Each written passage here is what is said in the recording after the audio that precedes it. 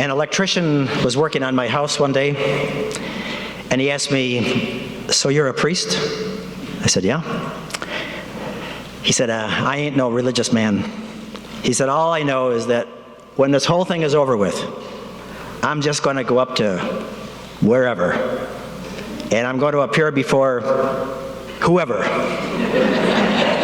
And I'm just going to say, hey, whatever that was back there, I screwed it up."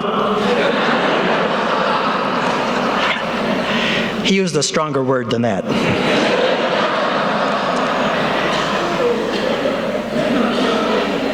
So Jesus is asking us a question today.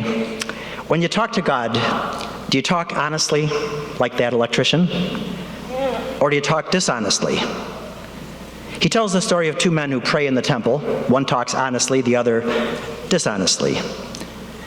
Notice both are in the temple.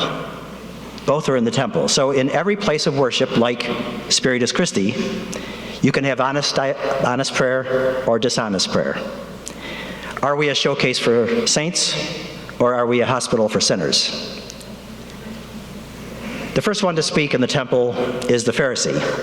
"Oh God, I thank you that I'm not like the rest of humanity." So he puts himself above everybody else.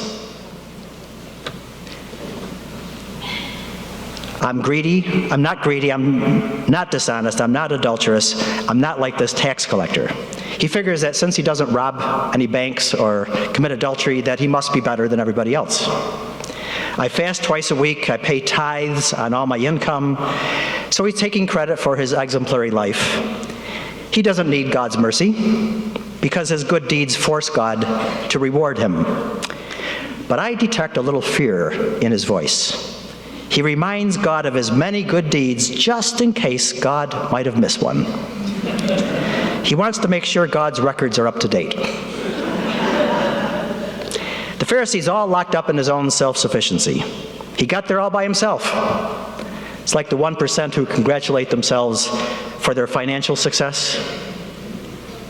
They think they earn their money all by themselves. They forget about the immigrants, the day laborers, the blue-collar workers, all the people who worked really hard so that he could make that money. The second one to speak is the tax collector. He beats his breast, and all he says is, "God, have mercy on me, a sinner." He's honest about who he is, what he's done. He doesn't even think he deserves to be included in humanity. He doesn't defend his mistakes. He just makes a request, "Please forgive me." So the tax collector took responsibility for his mistakes. We're familiar with the story of King David in the Jewish Bible. King David committed adultery with Bathsheba. Now he could have said, "Hey, I'm the king. I operate by different rules." He could have said, "Hey, what's the big deal? Everybody's doing that today." He could have said, "It's Bathsheba's fault. She seduced me." But he didn't blame anybody. He took responsibility and he said, "Lord, have mercy on me, for I have sinned." People in the 12-step programs get this. They get this, what the tax collector is about. They have no illusions about themselves. They know they have a weakness. They know they need God's help. The 12 steps can be boiled down to, "I can't do it. You can. Please help." The tax collector says, "God, have mercy on me, a sinner." There's three parts to that. God, have mercy on me, a sinner. So there's God on this side and me, the sinner, on that side. What connects God and me, a sinner? Mercy. Forgiveness. Grace. Pure grace. Not our merits. Pure grace. 3 days after Pope Francis became the Pope, he met with 6,000 journalists and reporters. He said, "I want to introduce myself. I'm Francis, a sinner." Even though he's the Pope, he's no better than anybody else. He's in need of grace like everybody else. There's an Italian proverb that says, "After the chess game, the king and the pawn go back into the same box." I knew an elderly priest in North Philadelphia. North Philadelphia was all bombed out, poor area. And there was this wonderful priest, a kind old priest, Father Frank, and his ministry was basically shuffling to the door, answering the door. People want groceries. He shuffles to the pantry, shuffles back, and gives them the groceries. Just a kind, loving person. But he was always in debt. His parish was always in debt, and he owed $50,000 to the diocese, the archdiocese. Now, there was a German bishop at the time, and he was kind of a mean guy. He kind of barked at people, so they called him the German Shepherd.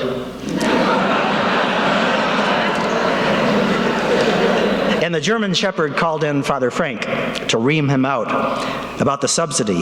What a lousy administrator you are. Your parish is always in debt, another $50,000. Can't you see that you're a terrible administrator? Can't you see that you're a failure? And Father Frank looked at him and said, Bishop, I know I'm a failure. That's my greatest gift. I know that I'm a failure. But you know what, Bishop? You're a failure too. And you don't know it. And I'm afraid you'll never know it.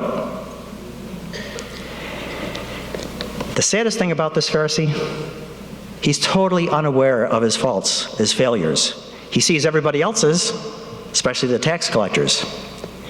You know, many good people are like this today. We, the good people, pray for the conversion of sinners.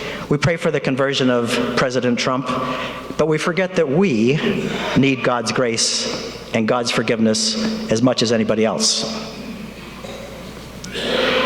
Sister Jose Habde, a Seneca Indian, part of the Haudenosaunee Nation, spoke here one time, and she taught us how to pray the way the Indians of her tribe pray.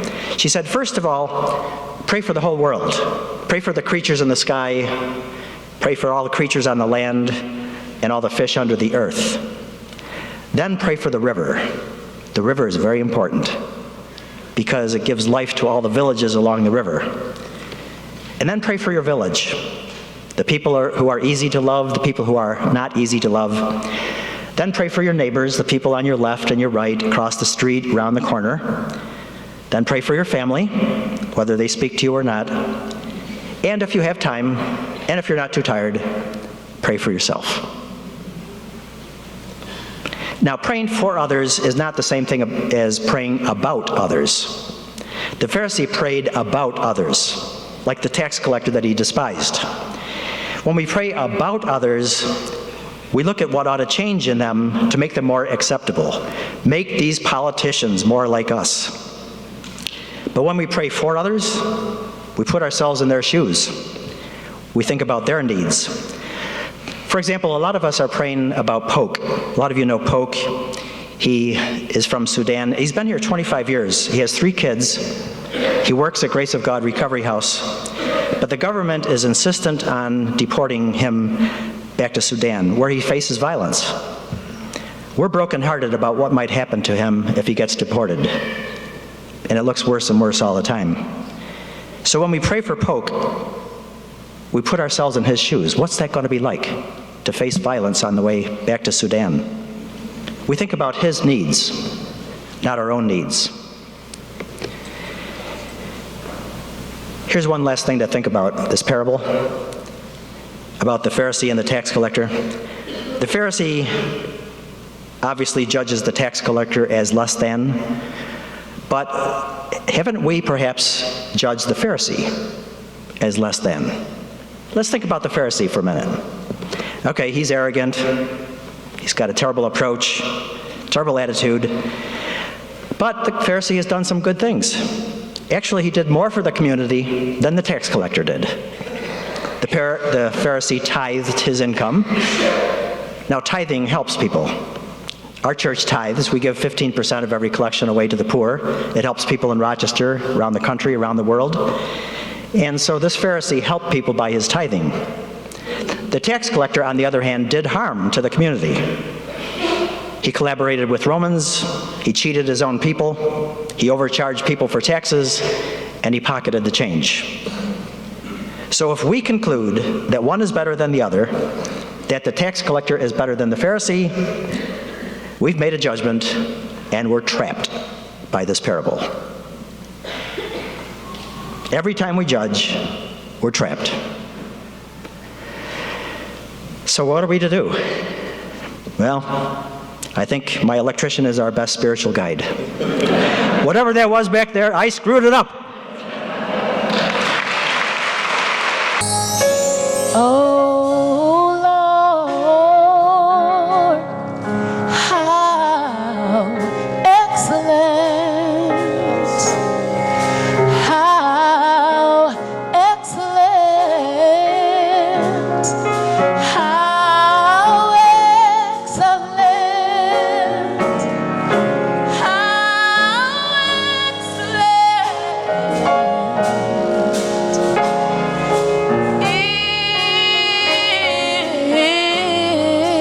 is thy name.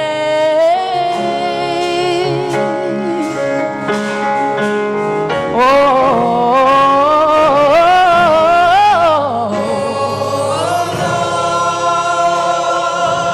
God, how excellent you are.